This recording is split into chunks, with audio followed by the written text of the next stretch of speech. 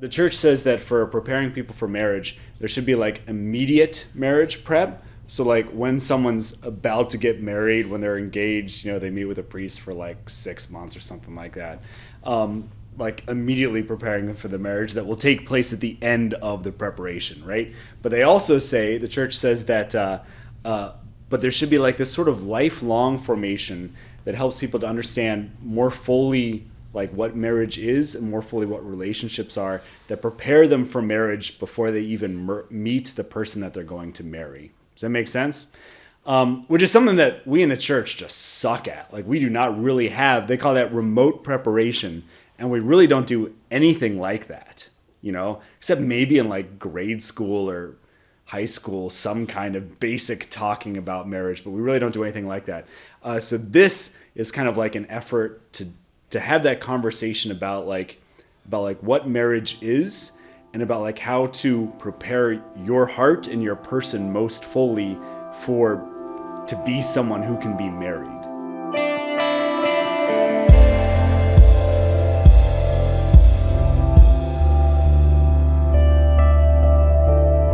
These three that we're going to talk about today have a lot less to do with like the relationship down the road and a lot more to do with like you before you even enter into the relationship, right? Like, so the way that you have conflict, the way that you deal with conflict today is part of who you are. And that's going to affect a relationship down the road. The same with attachment style, the same with like healthy boundaries, is like you are walking into a relationship with this whole like pattern of behavior and worldview already in who you are, right? And that's going to like come out in the relationship. And so is your partner's like who they are and what their worldview is, right? So today we're kind of talking about like that, like worldview background sort of thing. And this first bit is like how you deal with conflict. Resentment is something I talked about. Resentment is being forced to accept something that you don't agree with. And like feeling like you're unable to escape it. I don't know if you've ever had that experience of like being stuck in a situation and like it just slowly building up because you feel like for some reason you feel like you can't escape it and you've just been forced to accept something that you fundamentally disagree with, right? So like it's something that happens pretty often in life, like in work, you've got some part of your job and it's like, this is actually part of somebody else's job description, but I'm the one who has to do it. And the first time you do it, you're like, okay, no big deal. But it's like, but now I'm the person stuck with doing this every day. And you think to yourself, every day as you do this thing, you're like, this is stupid. I shouldn't have to do this. And it just keeps like building up and building up and building up. And finally, the person who's supposed to be doing this says something and you're like, well, you're the one who da-da-da-da-da, and you blow up. Because like you've got all this resentment just like stuck in there because it's been slowly just churning at your gut of like, this is something that I have to do, but I don't want to, in relationships, like in friendships, your friend, I don't know if you've ever had like a really good friend who suddenly just like gets really upset about something. And it's something that's been there for years. Like, why don't you ever like call me? Like, you never talk to me on the phone. Like, I'm always the one who has to initiate the conversations. Like, I'm always the one who has to initiate planning events and that sort of thing. And they just like get really upset with you. And you're like, sorry. Like, I'd be happy to. I didn't know that was the thing that was like upsetting you, But again, they've just been just like slowly just like ruminating. Slowly that resentment's been building up because they feel like they're stuck in this situation and they can't get out, until one day it just bursts. Or even like at your family level, when I was a kid, we had essentially we had two showers, but like the water heater wasn't that big. So like every morning we had to run through the whole family, all six of us, our showers every morning. And it was like by the second shower, the hot water was gone, right? Like, you better believe you get in a hot or a cold shower every single morning and you think like, it was that other brother. He was the one who used all the hot water, that selfish son of a gun. And like that every day, like slowly builds into just like this, like, okay, he's so selfish. He's always using the hot water, da, da, da, da, da. But the reality is he might not know that the hot water runs out after that, Like, so like Resentment comes from being forced to accept something that you're not really happy with, right? Like some of us being like more agreeable personalities, some of us wanting to keep other people happy, like are very quick to like just accept those things and let that resentment like kind of slowly build in us. Does that make sense? Does that resonate with you guys? So as Father was talking about, like resentment is a big thing and a big part in relationships, all sorts of relationships. But one of them is really asking yourself the questions in the moment whenever the situation occurs. Is this something major or is this something minor? Like, is this something that I can legitimately let pass? It doesn't really bother me. I'm not thinking about it all day long. I'm not thinking about it the next day. It passes. But if it is something that is big, you do need to address it because that's important, because otherwise resentment is going to set in. And so one of the things that I've experienced in relationships before is if you don't say anything, things won't change. So like Father was bringing up about the friend, it's like if the friend never brings up that I want you to call, then they're never going to call. They're never going to realize that most people aren't malicious by nature. So you have to pick your battles. But one of the things that I always tell people when, like Jamie and I have given marriage talks and stuff before, and one of the questions that I always ask people to ask is, do you want your marriage to fail or do you want your marriage to succeed? Well, what does a successful marriage or what does a successful relationship look like? So there's a lot of different models of conflict styles. There's not necessarily one that's better than the other. You can go off a lot of different ones. So we use one of the ones that's more oriented towards business relationships, but it works in romantic relationships as well. And so the 5 categories are avoidant, accommodating, competitor, collaborative, and compromise. Right off the bat, the one that they always want you to go for is collaborative because of the fact that you're working with everyone and you're trying to win-win. Everyone wins, trying to reframe the argument. Competitor is I win, you lose. Those are the people who love to be in an argument and love to win. Recognize that if that is where you're coming from because of the fact that there are some people who are like, no, I win. Okay, but then that's going to really piss off the next person. There's the person who is accommodating, who, if anyone has seen the movie 27 Dresses, Jane, the main character, is absolutely accommodating conflict style because she just gives in and gives in and gives in. Yes, I can do that. Yes, I can do that. Yes.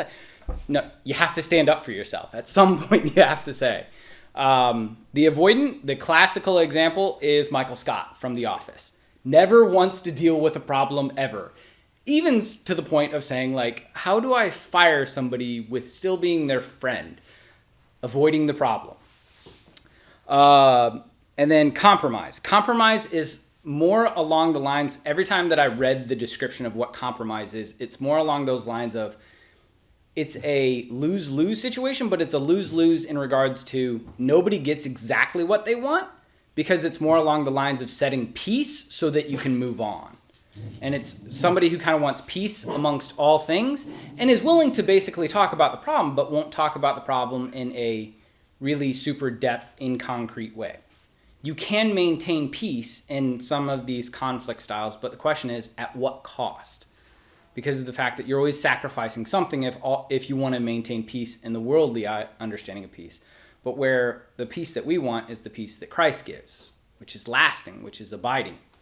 And so an example for Jamie and I of a conflict that we had early in our marriage is understanding the question of, and Jamie will attest to this because she thinks it's still crazy, but is the question, what's wrong versus is something wrong?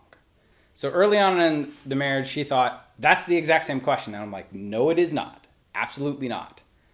Is something wrong implies I don't know if anything's wrong, and so I have to ask if something's wrong. And so for me, it was a violation of who I am. Like, really? Seriously? You can't tell from my body language that something's wrong?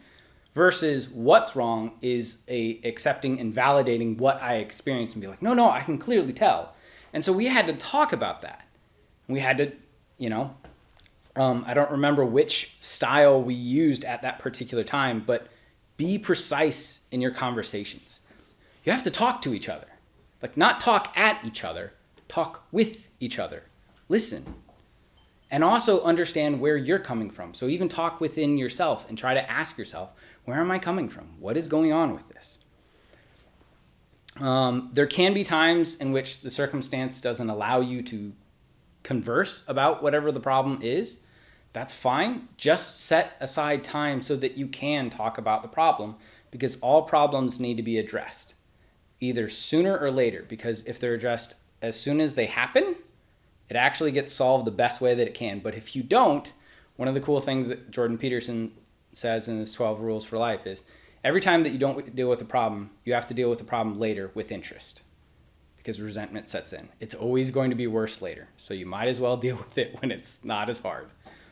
So something else to think about then too, when we think about those conflicts, is the way that we saw our parents argue also affects how we see things. And so you can think of, and I'm going to use stereotypes here, is how Italians argue. They're very boisterous. They can be very loud. They can be very gesturing with their hands and all the...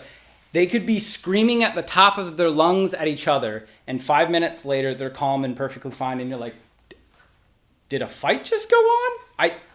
You're like, what happened? But that's part of like how they have developed their conflict style of like, okay, yeah, we basically like fought it out, and now we're okay. The hilarious example from that is I was in a car one time with an Italian couple, and they were fighting, but in between each like fight, like word battle, the husband kept saying, I love you, I love you, I love you. And I'm like, what? You're like screaming at her and saying, I love you. This makes zero sense to me. But then you also have the exact opposite kind of Italians, like Germans, of kind of like, okay, it's going to be quiet, and we're going to talk about things very, very, like, we're going to keep our emotions in, and we're not going to talk about emotions. And so there's all sorts of different things in which we have to understand where we come from, because self-knowledge in regards to conflict is what most helps things. So I think essentially like kind of the takeaway from this is like conflict avoids resentment. You know, you actually like as a celibate man, sometimes I'll see couples, just like friends of mine, just like going at each other, and you're like, oh my gosh, this is so awful. It's like, no, that's actually what a healthy marriage is having those open discussions. Because if you don't, like, resentment will kill you, right? But it is important to know how you argue. Like if the Italian and the German family both have a kid and they get married, and the one comes in the first time there's an argument, and I can't believe you, the meatballs are in this, something like that, right? That was really racist. And the German's like, what's going on? What's happening? I don't know how to deal with this. Like you can imagine like them not having a healthy sense of conflict. So you have to have a good idea of like where you're coming from, the way that you're used to expressing conflict in order for you to avoid resentment. Does that make sense?